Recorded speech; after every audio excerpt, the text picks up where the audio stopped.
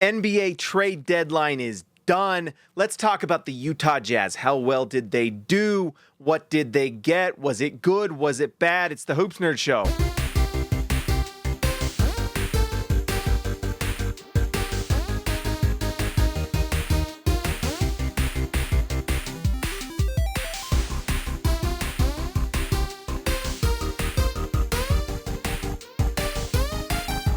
Guys, so this trade deadline, we have to go back a little bit. We got to talk about the initial trade because even though it was a week or two ago, it seems like forever ago, it still counts. The first trade Utah did was really their best trade of trade deadline, and that was the trade they did with the Phoenix Suns where they trade three first-round picks for one first-round pick. Now, those who have talked about this might have said, whoa, you're giving 3 firsts for one? How is that good? Well, those 3 picks were the least valuable of those 3 picks they'll get between the Jazz, Cavs, and Wolves. Those 3 picks they have of those 3 seasons, though they gave the worst of those 3 to the Phoenix Suns. Does this already sound confusing? If it does, I'm sorry. But for giving those 3 picks, which will likely be Cleveland Cavalier picks, which will be at the end of the first round. This first one that they will be giving is at the end of the first round this year, so it's the worst pick in the first round that went to the Phoenix Suns.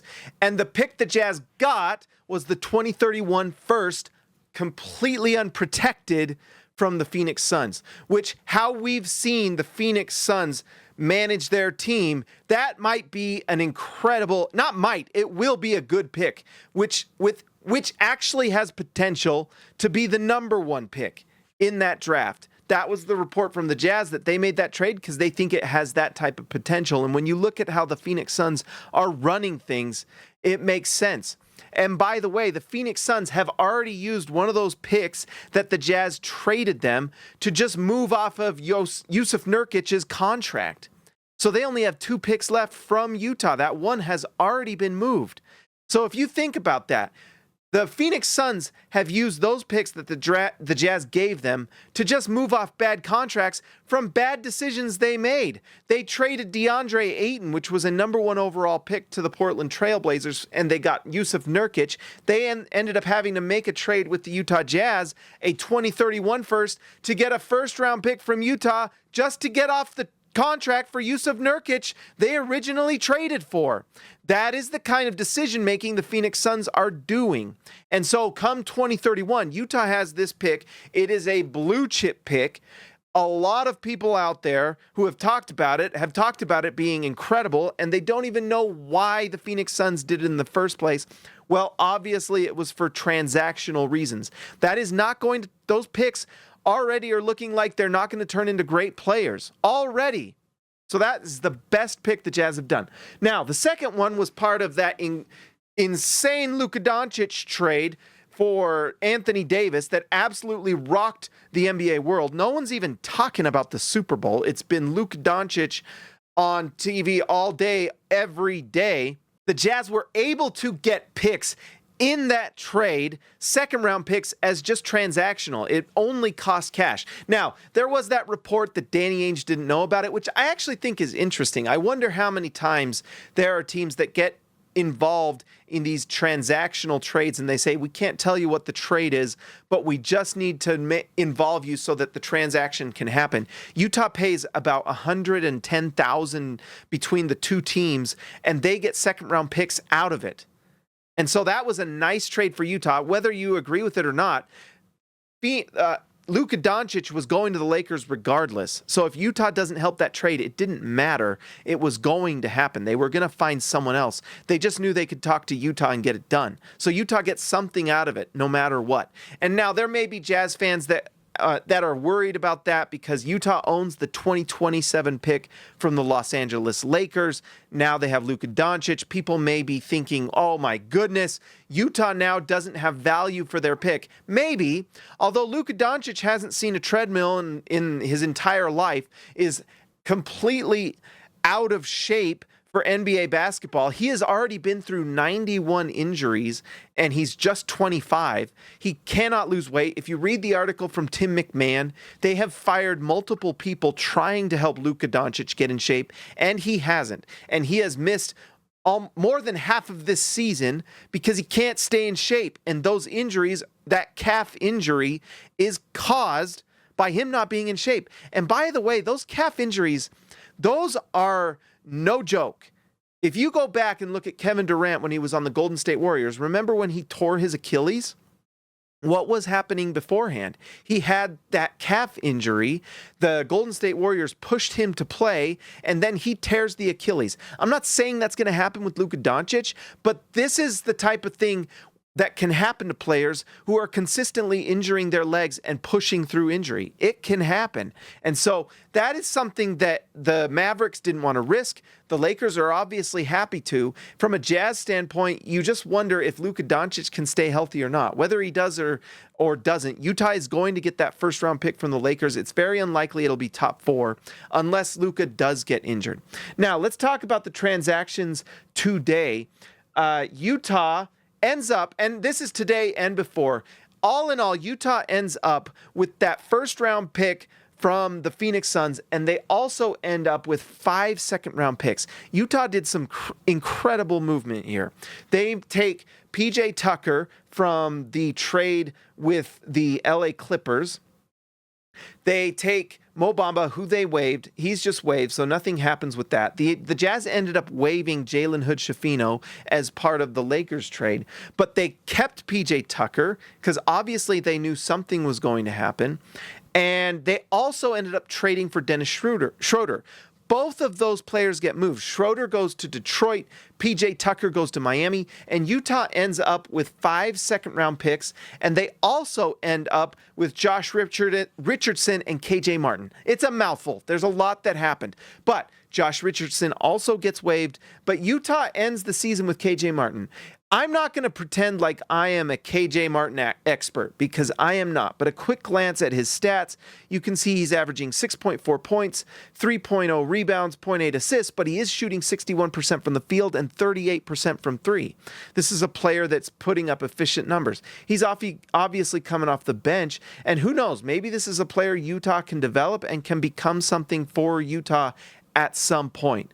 Now, that's really nice. You've got to look at what Utah did as incredible stuff that would not have happened in previous regimes. If you'll remember the draft night trade the Jazz made with the New York Knicks not too long ago, where the New York Knicks ended up taking the assets from Utah and using them to get even better assets. Utah's been fleeced in the past in different ways, but not with this current Jazz front office. Now, Utah did go into this trade deadline with a ton of rumors about Colin Sexton, John Collins, Jordan Clarkson. None of those players end up getting moved. And so Utah you could look at this as a fan, well, maybe Utah failed, and possibly. I don't know why the Jazz did not end up finding a trade partner for John Collins. It was obvious that there was interest out there. And I think this is something we got to start thinking about. What is going on in this Jazz front office that is keeping them from moving some of these players? And I'm starting to wonder if the Jazz ownership is starting to meddle too much in what the Jazz do. The last 2 seasons, Utah has not tanked until trade deadline, and we're starting to see a pattern here. Utah Jazz owner Ryan Smith needs to let Danny Ainge and the Jazz front office do their job. Let them do their job. Jordan Clarkson is on this team, and it was reported by multiple people that the person that is a big fan of Jordan Clarkson is Ryan Smith. Well, Ryan Smith is doing some things then that are costing this Jazz some lever or some basically a better shot at Cooper Flagg. By keeping Jordan Clarkson, what have the Jazz accomplished? Let me know in the comments. What have the Jazz accomplished by keeping Jordan Clarkson these last 3 seasons? They'll have Jordan Clarkson this season, and he will be on the Jazz next year. What was the point of bringing him back? Utah has brought in a ton of young players with these different rookie them, But every time Jordan Clarkson is on the floor, he is one either keeping them from developing another player like an Isaiah Collier, like a Keontae George, like any other guard on the Jazz team, a Bryce Sensabaugh. But not only that, he is keeping the Jazz from having a better, a worse record that could get them higher in the lottery and a better shot at Cooper Flagg. And not only a better shot at Cooper Flagg, but ensuring a better pick overall. If you'll remember, and it's something we talked about, the better the Jazz end up come lottery night, even if they lose the lottery, if you're the number 1 pick going into lottery night, the worst you can come out is at the 5th pick. Utah, who was at the number 2 spot before they beat the Golden State Warriors last night, was at number 2. The worst they can do in the lottery is fall to 6. With each of these wins that Jordan Clarkson is helping this Jazz team get, they fall. Let Danny Ainge and Justin Zanuck do their job. Let them do it. Running a basketball team is different than running a tech company. It's just different. It is not done the same way. And we cannot be doing things that a Facebook fan group would do. That is not what the Jazz should do. And we have seen enough evidence now at this point that what they're doing and keep them from hitting some goals. If they had tanked earlier in the Wembanyama draft, at worst, they would have got Amen Thompson.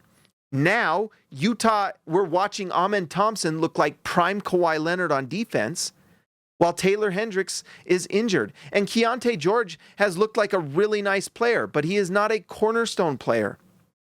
And so what did we accomplish that season?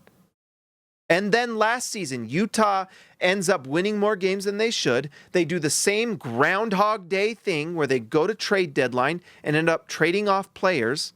And they go down to 8, but then fall back to 10 because there's always a chance you fall back. And they end up getting Cody Williams, who, by the way, has not looked good. Very much high bust potential right now. I think he has a chance if they continue to develop him. But if you're going off of what we've seen so far, not good.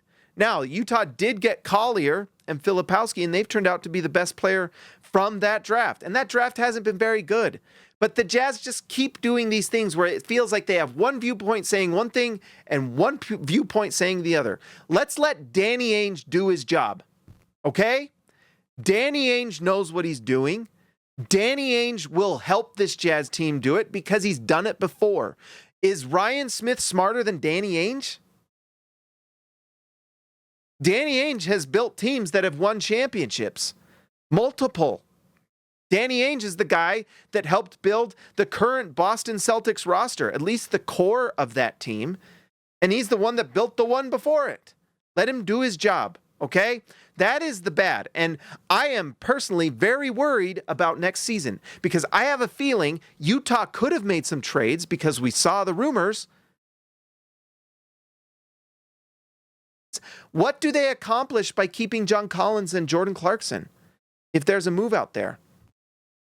The most valuable asset the Jazz have right now is their own pick. And Utah is sitting right now tied for second in the lottery. What is the point of keeping players like Jordan Clarkson and John Collins and Colin Sexton who are not going to be on the team after next year? What's the point? Someone let me know what the point is because they're not going to be on the team after next season. Their contracts end. They are going to go out and get the best contract possible. And by the way, after next season, you have contracts you have to start giving out. You have already maxed out Lauri Markkanen, who is missing games with back spasms. And you are also going to have to sign Walker Kessler, who, by the way, probably going to garner about $30 million per season come his trade contract, because that's what Hartenstein got with OKC, and Walker Kessler's as good as Isaiah Hartenstein. Very good player. So if you're not trading Walker Kessler, you better plan on signing him. That's $80 million right there between Markkanen and Kessler. And we haven't even gotten to players like Keontae George and Taylor Hendricks and other guys the Jazz are going to have to sign. On top of that, just other free agents to fill the gaps to hit the salary floor. What are we doing? Are you going to re-sign those players after? Well, that's the team, you know? So Utah hopefully gets lucky this lottery and gets that number 1 pick and gets a franchise-changing player in Cooper Flagg. But Utah needs to make some decisions that is right for the team right now. Now, Utah did some great things this trade deadline. They turned nickels into quarters. You know, it was very effective. They did not give out any assets and only collected good ones. They were able to move off of contracts that had no meaning. I love Drew Eubanks. I really like Patty Mills, but they were not likely to be on the Jazz next year. And so Utah turns those contracts into second-round picks that can be part of trade currency, whatever the Jazz want to do. But Utah did not do what they needed to do, and that was move some of these players to allow Utah to lose enough games so they can get a number 1 pick or the best possible shot, and at worst, a top 6 pick in this draft. By the way, the Washington Wizards got better. They got Chris Middleton for Kyle Kuzma. Kyle Kuzma has been terrible this year. Chris Middleton is a solid NBA player. If he plays for them, they immediately got better. Immediately. And they have also won 3 of their last 4 games.